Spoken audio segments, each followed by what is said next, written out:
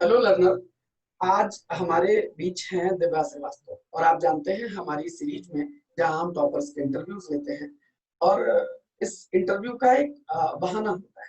असल में आपको ये दिखाना होता है कि हमारे जो सिलेक्शन लेने वाले लोग होते हैं वो किसी दूसरी दुनिया के नहीं होते, एकदम हमारे जैसे लोग होते हैं।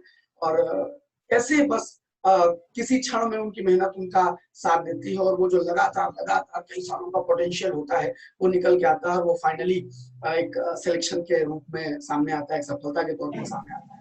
तो आप अपने एजुकेटर्स मतलब आप अपने टॉपर्स से मिले, आप एग्जाम क्वालिफाई करने वालों से मिले। इसके लिए आज हमारे सामने हैं दिव्या। तो स्वागत करते हैं दिव्या हम आपका, बहुत बहुत धन्यवाद थैंक यू सर। हमारे साथ बातचीत करने के लिए। तो सबसे पहले तो आपसे हम ये पूछेंगे कि आप बीटेक हैं, I think electrical. Hmm. Electrical, अच्छा। उसके बाद ये पीसीएस वाला ख्याल कहाँ गया? सब तो वो टीसीएस वीसीएस और तमाम सारी कंपनियों में जॉब के लिए भागने लगते हैं। सॉरी, टीसीएस तो वो कंप्यूटर वाली है, मतलब आपकी अपनी फील्ड में टेक्निकल वाला छोड़ करके आपके मन में क्यों ख्याल आया कि नहीं हमको तो पीसीएस करना है? सर पहले तो मैं कोर में ही जाना चाहती थी, बट हाँ मतलब फिर मेरे कुछ ऐसे एक्सपीरियंसेस हुए जब मुझे पता चला कि जो डिसीजन मेकिंग पावर होती है वो इसी सिविल सर्विस में ही होती है। जैसे हम पावर सेक्टर में भी हमारे पास इतनी डिसीजन मेकिंग नहीं होती है कि हम कुछ मेजर चेंज ला सकें, चाहे वो पावर प्लांट हो, चाहे वो टेक्नोलॉजी को लेके हो, चाहे वो एनर्जी में और अच्छे सिस्टम्स इंट्रोड्यूस करने के हो। तो मुझे लगता था, फिर मुझे फील हुआ कि ये बेटर है, तब मैंने तो ट्राई किया इसको। मतलब एक सिस्टम होता है ना टूल मेकिंग और एक होता है ओवरऑल ऑथराइज। तो आपका ऑथोरिटी वाला सेक्शन का जब था, मतलब मन यस उसमें था। ये बहुत बढ़िया यस। ख्याल है। तो सबसे पहला ख्याल बच्चा ये होता है, आप सब हमारे लर्नर्स हमें सुनते भी चले और दिव्या की बातों से कुछ सीखते समझते चले कि जरूरी नहीं होता है कि आप जिस फील्ड में चले आए हैं आपको उसी फील्ड में जाना है। हमारे मन में एक बात होती है, कसक होती है जो हमें कहीं ले जाना चाहती है। आप जिस क्षण आप बीटेक कर लेने के बाद भी अगर ये सुन लें भाई हमें जाना है पीसीएस में, तो आप आ सकते हो। वैसे आपके वो दिव्या आपके सामने है उस बात की मिसाल के तौर पर। और गजब बात ये है कि दिव्या ने एक तो बीपीएससी भी क्वालिफाई किया है और यूपीपीएससी क्वालिफाई। जब मैं पढ़ाता हूँ कभी आप लोगों को तो मैं आपको बताता हूँ, बच्चे जब सफलताएं आती तो एक साथ दो तीन आती है और जब तक नहीं आती तब तक एक एक दो दो नंबर से बड़ी मुश्किल होती है। अच्छा, क्या आपने भी ऐसा फील किया कि ये फाइनल जो आपको ये सफलता मिली है इस जिसमें आपने यूपीपीएससी का इस समय आप ट्रेजरी के लिए जा रहे हैं, इसके पहले आपके कुछ ऐसे एग्जाम हुए होंगे जिनमें एक या दो नंबर से थोड़ी मुश्किल रह गई होगी? ऐसा कितनी बार हुआ होगा? सर मेरे साथ तो ये कई बार हुआ, क्योंकि सडन फील्ड चेंज था, टेक्निकल से हाँ, एकदम ह्यूमैनिटीज में आना। फिर हम मैथ्स बैकग्राउंड के होते हैं तो हम राइटिंग स्किल पे इतनी ध्यान भी नहीं देते हैं, नहीं हमारे ध्यान लिए बस देते। प्रूविंग और समथिंग होता है। तो उसमें मुझे बहुत चैलेंज फेस करना पड़ा। हैंड राइटिंग पे भी हम पहले ख्याल नहीं रखते थे जब मैथ्स का पूरा बैकग्राउंड था, तो हाँ, वो उसमें बहुत तो बस ज्यादा। खाली हैंड्स प्रूव्ड सिंस प्रूव्ड हाँ से काम चल जाता यस था। Yes sir. तो मुझे बढ़िया। काफी चेंजेस लाने पड़े अपनी राइटिंग स्किल पे, हैंड राइटिंग पे। प्लस यूपीएससी भी दिया मैंने, तो उसमें भी मेरे फर्स्ट प्री मेरा एक दो नंबर से नहीं हुआ, फिर नहीं, दो बार प्री हुआ तो मेंस मेरे रुके 20-30 नहीं नंबर हुआ। से। तो इस तरह से फिर पैरेलली मैं यूपीपीएससी भी दे, तो उसका रिजल्ट यूपीपीएससी में भी मिला मुझे, क्योंकि लगभग जीएस तो सब में आता है। तो हम्म। मुझे मतलब दिया मैंने एग्जाम्स काफी, बट ऐसी चीजें होती थी, लगातार इम्प्रूवमेंट करना पड़ा था मुझे। अच्छा, तो वो फेस कभी ऐसा लगा हो यार बस इस बार दो नंबर से रह गए? वो फीलिंग क्या होती थी? मतलब ये तो जब रिजल्ट आ जाता है और हम फाइनल हो जाते हैं तब की फील अलग होती है, लेकिन उसके जस्ट पहले वाली फीलिंग जब हम कभी एक दो नंबर से रह जाते हैं उस समय आप कैसा सोचते थे, क्या ख्याल आता था? बेकार है, बहुत मेहनत कर ली, ऐसे सर कभी ख्याल? तो वो गिव अप टाइप वाले नहीं आते? गिव अप टाइप वाले ख्याल तो नहीं आए सर मुझे, क्योंकि मुझे बहुत लगा बढ़िया। था कि अगर मैंने इतना टाइम दे दिया है तो मुझे लेना तो है इस फील्ड में, तो वो फीलिंग नहीं आई मुझे। बट हाँ, स्टार्टिंग में मैं यूपीएससी पे ही फोकस थी 2 साल।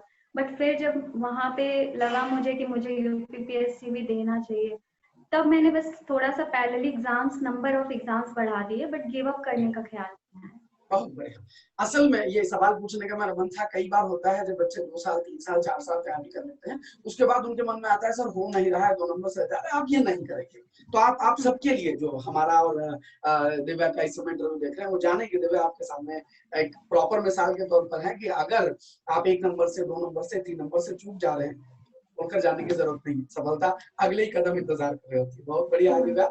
अच्छा ये बताएं कि ये एक सवाल मेरे स्टूडेंट्स की तरफ से आपका होता है, क्योंकि 10 बरस हो गया मुझे पढ़ाते पढ़ाते, तो कई बार बच्चे जब हमारे सफल छात्रों से मिलते हैं तो उनका सवाल होता है आपका टाइम टेबल क्या होता है पढ़ने का, कैसे पढ़ते थे? तो आप कुछ साझा करें, ये जो आपका पर्सनल टिप्स है, कैसे आप पढ़ती थी, आप क्या टाइम टेबल बना के पढ़ती थी कि बिना टाइम टेबल के पढ़ती थी, कैसे? अच्छा एक बात इनके उत्तर आने से पहले मैं अपने लर्नर्स को बता देना चाहता हूँ, हर आदमी का अपना इंडिविजुअल टाइम टेबल होता है, जरूरी नहीं कि आप इनका वाला फॉलो करें, बट आप इनसे सुनिएगा जरूर। दिव्या आप साझा करें कि आपका कोई टाइम टेबल रहा है, पढ़ने का कोई शेड्यूल आपने बनाया, आपने कैसे पढ़ाई शुरू करी, जीएस जो इतना वास्ट है उसको कैसे अपनी छोटी सी खोपड़ी में समेटा गया, ऐसा कैसे हो, क्या तरीका रहा आपका, शेड्यूल क्या रहा, दिनचर्या जैसी कुछ बनाया आपने, क्या बनाया?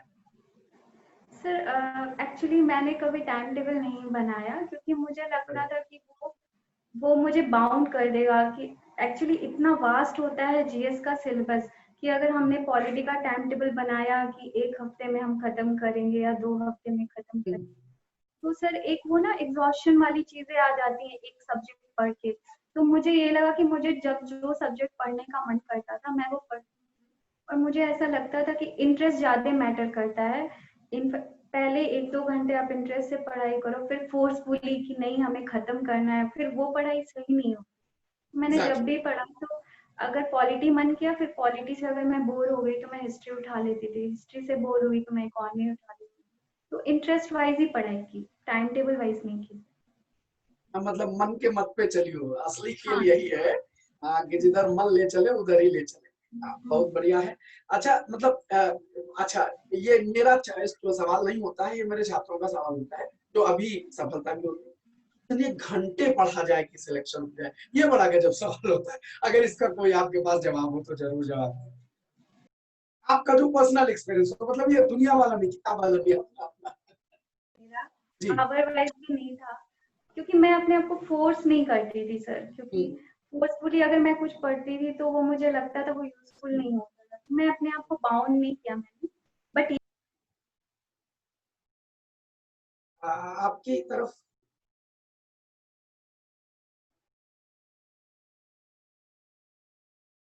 बनाए थे कुछ कि इतने घंटे बहुत पढ़ना बढ़िया। है, या ऐसे क्वालिटी मैटर करती है मुझे लगता है। क्वालिटी मैटर जितना करती भी है, बोलना क्वांटिटी घंटे है। गिनना मैटर नहीं करता। हाँ किसी दिन मन किया तो 4 घंटे पढ़ लिया, एक किताब उठाई, मन किया तो खत्म करके ही छोड़ा, और मन करा तो 2 पन्ने भी बंद करके छोड़ा। बहुत हाँ। बढ़िया। अच्छा जैसा कि आप जानती हैं कि इस समय, अच्छा हमारे सारे जो व्यूअर्स हैं वो जान लें कि ये 2017 का एग्जाम क्वालिफाई कर चुकी हैं और उसमें फाइनल सिलेक्शन में है ट्रेजरी में, और 2018 के इंटरव्यू की तैयारी कर, तो किताबें अभी भी इनके साथ हैं और ये पढ़ती पढ़ाती रहती हैं। लेकिन एक सवाल और हमारे मन में आता है, वो ये है कि चूंकि आज के दौर में, पहले तो ये था कि हम लोग ऑफलाइन कहीं जाके कोचिंग कर लेते थे, लेकिन अब जैसा दौर है कि ऑनलाइन के सिवा कोई और चारा नहीं बचा, तो अब तो कंपल्सन है ऑनलाइन। लेकिन कभी जब आपने तैयारी की और आपको 2017 फाइनल सिलेक्शन में, क्या आपने ऑनलाइन मोड का सहारा लिया अपनी प्रिपरेशन में? हाँ सर, मैंने लिया था। कभी कभी क्या होता है कि कुछ चीजें ऑनलाइन वीडियोस में काफी कंसोलिडेटेड वे में होती हैं। मैंने मृणाल के वर्ल्ड हिस्ट्री के वीडियोस बहुत हेल्पफुल थे मेरे लिए, क्योंकि वो वर्ल्ड हिस्ट्री बहुत वास्ट भी होता है और उससे कम कम मार्क्स के क्वेश्चंस भी आते हैं, तो मैंने उसके लिए वीडियोस के अच्छा यूपी यूपी के क्या करंट अन अफेयर्स अकेडमी, के लिए। क्या अन अकेडमी पर भी आपने कुछ क्लासेस ली? हाँ सर, मैंने क्लासेस तो नहीं, बट आंसर राइटिंग का तो मैंने उस पे एक अपने खुद से आंसर राइटिंग का, मैं आंसर्स लिख के भेजती थी, तो वो पीयर ग्रुप में जो रिव्यूज होते हैं उससे हेल्प मिला था मुझे। अच्छा क्या आपको लगता है कि किताबों के साथ साथ, जैसे जब स्टूडेंट्स पढ़ते हैं, चाहे ऑफलाइन कोचिंग उसको कह ले चाहे ऑनलाइन, या हमारे अकेडमी पर पढ़ाते स्टूडेंट्स से पढ़ते हैं, तो एक बच्चों के मन में सवाल होता है कि सर के बने बनाए नोट्स काम आएंगे, या अपने मन से बनाए नोट्स काम आएंगे? आपका क्या अनुभव है? कहीं बना बनाया मैटर मिल जाए ये हेल्पफुल होता है, या आप अपनी मेहनत से नोट्स बनाते हैं ये हेल्पफुल? आपके हिसाब से आपकी राय क्या है इस बारे में? सर मेरे हिसाब से कोई हार्ड फास्ट रूल नहीं होना चाहिए।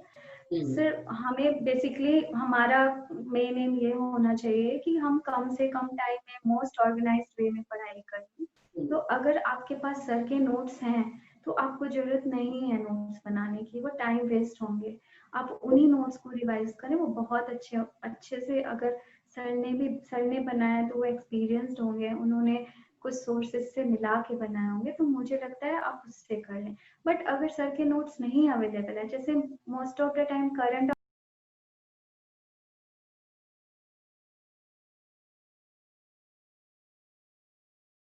दृष्टि को बोलो कॉल ना करें, कई बार फ्रैगमेंटेड वे में अवेलेबल होता है, तो उस टाइम मुझे लगता है कि हमें नोट बना लेने चाहिए। हेलो, हाँ, बीच में थोड़ी सी आवाज आपकी मिस हुई थी। हाँ सर, सवाल ये है कि मैं ये से कह हम रही पढ़ते थी हैं उनके नोट्स तो हम ऑब्वियसली बना लेते हैं, या अपने मन से बना लेते हैं। कई बार बच्चे अपने टीचर के अलावा बस प्रिंटेड मैटर की ओर भागते हैं, उसके बारे में आपकी क्या राय है? कि अगर कोई प्रिंटेड मैटर जिसके जैसे आप टीचर के वे से परिचित होते हैं, जैसा वो पढ़ा रहे हैं तो आप नोट्स बनाते हैं तो वो आपके दिमाग में जाते हैं, लेकिन क्या कोई प्रिंटेड मैटर बस छपा किसी भी टीचर का, किसी भी नामी गिरामी टीचर का मिल जाए बना बनाया नोट्स और आप उससे परिचित ना हो, तो वो ज्यादा हेल्पफुल होता है या टीचर के माध्यम से स्वयं बनाना? ये मेरा सवाल था। सर आइडियली तो सर मुझे ऐसा आइडिया नहीं है, मैंने कभी ऐसे बाहर से अच्छा, नोट्स खरीद के तो नहीं पढ़ाई की है। नहीं पढ़ा। बट मैंने अपना ये देखा है कि अगर आपकी कोचिंग के नोट्स है जहाँ आप पढ़ाई कर रहे हो, जहाँ तो पढ़ाई वो कर नोट्स बहुत यूजफुल होते हैं। वो रहे यूजफुल होते हैं, उनके लिए अलग से नोट्स बनाने की जरूरत नहीं होती है। हैं, दैट मीन लेकिन कि जो भी मैटर हम क्रिएट करें उसमें सिर्फ इन्वॉल्वमेंट होना चाहिए। थोड़ा सा होना चाहिए सर, अंडरस्टैंडिंग होनी चाहिए। प्लस करंट अफेयर्स में अपने से अगर आप उसको, और करंट अफेयर्स बहुत ही अनऑर्गेनाइज्ड वे में अवेलेबल होता है, तो अगर आप खुद से ऑर्गेनाइज करके कर लें तो वो बहुत अच्छी बात होगी। अच्छा, करंट अफेयर का एक सवाल हमारे बच्चों की ओर से जनरली होता है कि ये करंट अफेयर आखिर कैसे तैयार करें? कुछ लोग बता देते हैं 6 महीने का पिछला पढ़ लो, 3 महीने का पढ़ लो। आपकी क्या राय है करंट अफेयर को सिस्टमेटिक में कैसे तैयार किया? आपने कैसे किया वो स्ट्रेटजी में? सर करंट अफेयर्स के लिए तो सबसे पहले हमें ये देखना है सिलेबस। सिलेबस जो भी है यूपीएससी का, अब तो यूपी पीसीएस सेम हो गया, वो सिलेबस माइंड में एकदम से माइंड में बैठा होना चाहिए। उसके बाद से जब भी आप करंट अफेयर्स पढ़ें, किसी भी सोर्स से पढ़ें, ये कोशिश करें कि वो यूजफुल हो। वो अपने माइंड में रखिए कि आप कहाँ उसका यूज कर सकते हैं।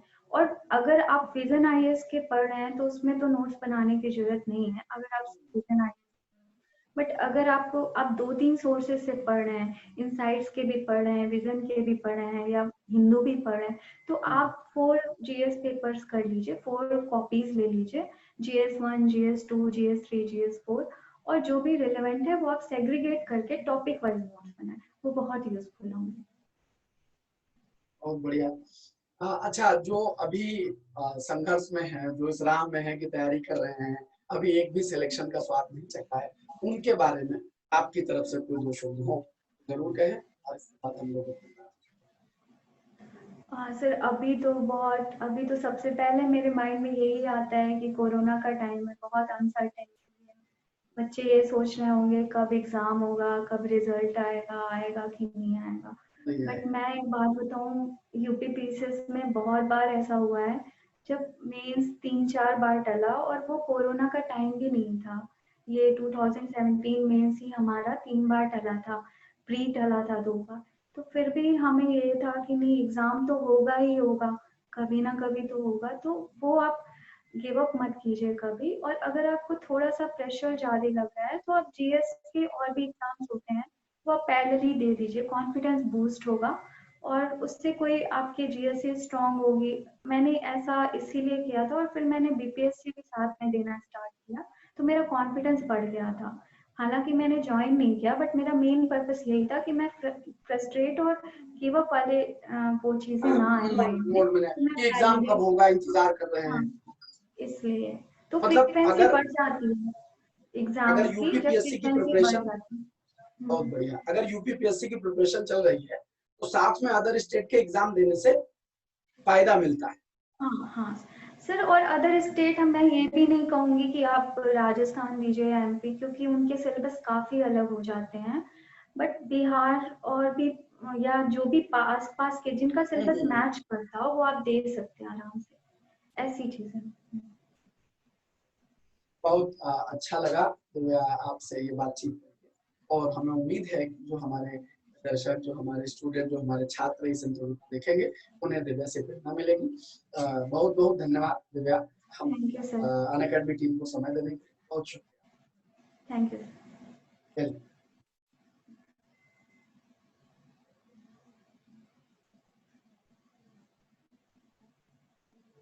अच्छा।